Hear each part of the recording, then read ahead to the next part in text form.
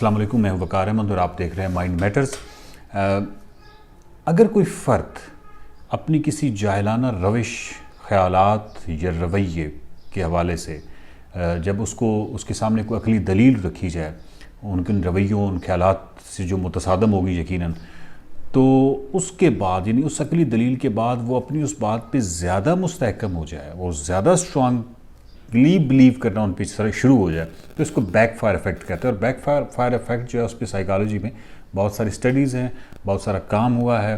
اور یہ back fire effect کیوں ہوتا ہے؟ اور جنرلی ہم دیکھتے ہیں کہ ایسا ہوتا ہے کہ لوگ باقاعدہ اس پہ اڑ جاتے ہیں اور مزید بلکہ ان کا جو رویہ ہے وہ سخت ہو جاتا ہے ان عقلی دلائل کے خلاف۔ اس طرح کیوں ہوتا ہے؟ اس کی کیا وجہ ہے؟ اس کی بہت ساری وجوہات ہیں۔ ایک وجہ تو یہ ہے کہ فیئر، یہ خوف بہت زیادہ کام کر رہا ہوتا ہے۔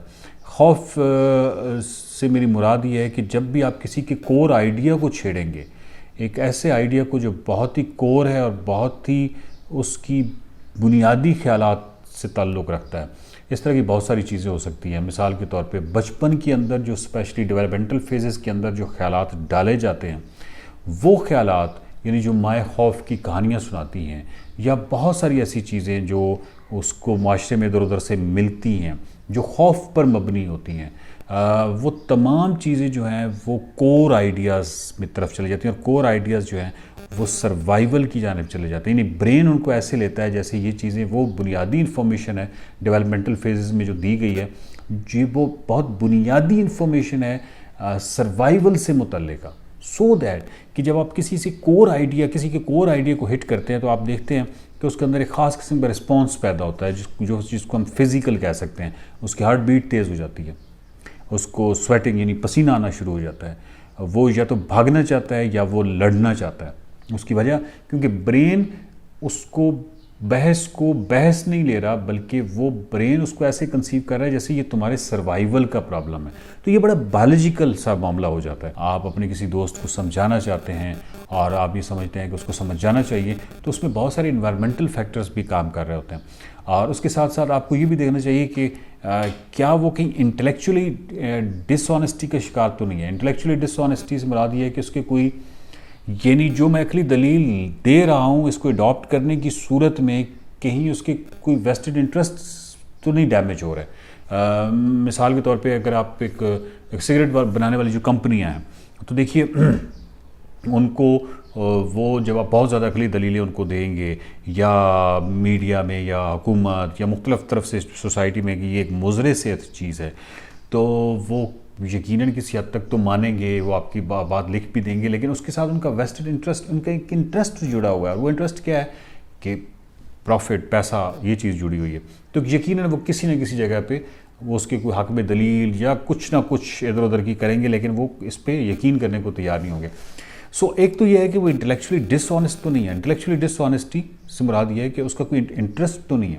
سیکنڈلی اس کے ایگو کا پرابلم تو نہیں ہے۔ مطلب ہو سکتا ہے کہ آپ ایک عقلی دلیل جو ہے وہ کسی فرد کو ایک مجمع میں دے رہے ہیں، اور مجمع میں ایک ایگو جو ہے اس کی ہرٹ ہو سکتی ہے، تو ایگو کی پروٹیکشن کے لیے جو ضد جس کو آپ کہہ رہے ہیں وہ بات نہیں مان رہا یا عقلی دلیل کو لینے سے انکاری ہے، وہ کسی ڈیفنس میکنزم کی وجہ سے ہو سکتا ہے۔ وہ جو ڈیفنس میکنزم ہے جو ڈیفنس کر رہا ہے وہ اس کی ایگو کو یعنی پروٹیکٹ کر رہا ہے، اس کی ایگو کو پروٹیکٹ کر رہا ہے، تو وہ مجمع میں تو کسی صورت میں بھی وہ شاید آپ کی بات ماننے سے انکاری ہو جائے، اور وہ باقاعدہ اس پہ زیادہ اسٹرینتھن اس لیے ہو جائے گا بیکاز وہ ایک مدافعتی اس پہ آ جائے گا نا۔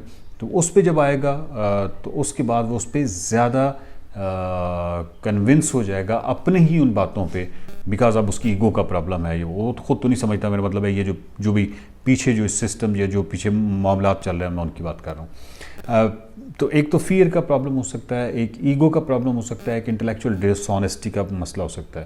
اگر کسی فرد میں سے کسی فرد کو آپ عقلی دلیل دے رہے ہیں اور وہ اگر انٹلیکچولی ڈس آنیسٹ نہیں ہے، نمبر 1، نمبر 2 مجمع میں آپ نہیں دے رہے، تو اس کا مطلب ہے کہ اس کی ایگو کا پرابلم بھی نہیں ہے۔ نمبر 3 اس کا کوئی یعنی کور آئیڈیا کو آپ نہیں چھیڑ رہے، ایک ایسے آئیڈیا کو آپ نہیں چھیڑ رہے جس کا تعلق اس کی ڈیولپمنٹل فیزز یا بچپن سے ہے، اور وہ بہت کور آئیڈیاز ہیں. میں آپ کو ایک مثال دے دوں. مثال کے طور پہ جو مذہبی معاملات ہوتے ہیں اس پہ سب سے زیادہ ریئیکشن ہوتا ہے ان معاملات میں, اور اس کی وجہ یہ ہے کہ جو مذہبی معاملات ہیں وہ تمام ڈیولپمنٹل فیزز کے اندر یہ تمام انفارمیشن دی جاتی ہے, اور وہ تمام انفارمیشن جو ہے وہ کور انفارمیشن کے کور آئیڈیا کی شکل میں آپ کے جو برین ہے اس کے اندر چلی جاتی ہے, اور برین اس کو باقاعدہ سروائیول انسٹنکٹ یا سروائیول کے طور پہ لیتا ہے.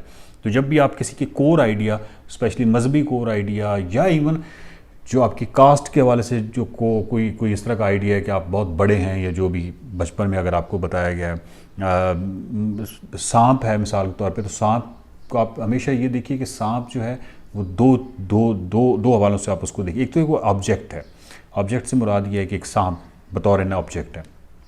بچپن میں آپ کو ایک انفارمیشن تو سانپ کی بطور آبجیکٹ ملی ہے, تو بطور آبجیکٹ کوئی بھی چیز آپ کو اس کی انفارمیشن ملتی ہے تو وہ مطلب وہ خوف پیدا نہیں کرتی, خوف پیدا کرتی ہے اس آبجیکٹ سے ریلیٹڈ سٹوریز. تو وہ جو ریلیٹڈ سٹوریز آپ کو بتائے گی سانپ سے متعلقہ, یہ وہ چیز ہے جو آپ کے اندر فیئر پیدا کرتی ہے. سانپ جو ہے وہ بذات خود ایک بطور آبجیکٹ کبھی بھی خوف پیدا نہیں کرتا. تو کہنے کا مطلب یہ ہے کہ وہ ایک ڈر پیدا کر سکتا ہے, مطلب ڈر ایک اور چیز ہے, یعنی آپ کے ایک ریفلیکس ایکشن ہے, یعنی جب آپ کو پتہ ہے کہ اگر ایک چیز خطرناک ہے تو آپ تھوڑا سا اس کو اوائڈ کریں گے, یا ایک دم اچھل کے اس دوسری سائڈ پہ محفوظ جگہ پہ چلے جائیں گے. خوف ایک اور چیز ہے, خوف آبجیکٹ کی ناموجودگی کی صورت میں بھی پیدا ہو سکتا ہے. سو ہمیں معلوم ہے کہ سانپ کا خیال آتے ہی, اگر ہمیں بچپن میں بہت زیادہ سانپ کی الٹی سیدھی کہانیاں سنائی گئی ہیں تو وہ اس کا خیال آتی ہی ایک جھرجھری سے آ جائے گی اور ایک خوف آ جائے گا. تو کہنے کا مطلب یہ ہے کہ کوئی خوف پر جو مبنی جتنے بھی آئیڈیاز ہوتے ہیں وہ جو بچپن میں, چاہے وہ آپ کے علاقے سے متعلق ہوں, چاہے وہ آپ کی قوم سے متعلق ہوں, چاہے وہ آپ کے سراؤنڈنگ سے متعلق ہوں, چاہے وہ آپ کی پرائیڈ سے متعلق ہوں, کسی کاسٹ کے حوالے سے, مذہبی حوالے سے, کسی بھی حوالے سے, ان خیالات کو جب بھی کچھ چھیڑا جائے گا تو اس سے ایک فیئر ڈیولپ ہوتا ہے جس کو فائٹ اینڈ فلائٹ رسپانس کہتے ہیں. تو وہ ایک رسپانس پیدا ہو جائے گا. سو کوئی بھی فرد جو ہے اگر اس کے اندر یہ فیئر نہیں ہے, یا کسی حد تک بعد میں اس نے کوگنیشن کی ترقی کی وجہ سے اس نے کافی حد تک اس پہ قابو پا لیا, تو یہ فرد جو ہے یہ بیک فائر ایفیکٹ کا شکار نہیں ہوگا. نمبر 2 یہ کہ جس کو آپ نے مجمع میں نہیں کہا سو دیٹ اس کی ایگو ہرٹ نہیں ہوئی تو وہ بھی نہیں ہوگا. اور تیسرا, اگر وہ انٹلیکچولی ڈس آنیسٹ نہیں ہے تو بھی نہیں ہوگا. دیکھتے رہیے مائنڈ میٹرز. پاکستان میں سائنسی طرز فکر اور عقلی رویوں کو فروغ دینے کی ایک چھوٹی سی کاوش ہے.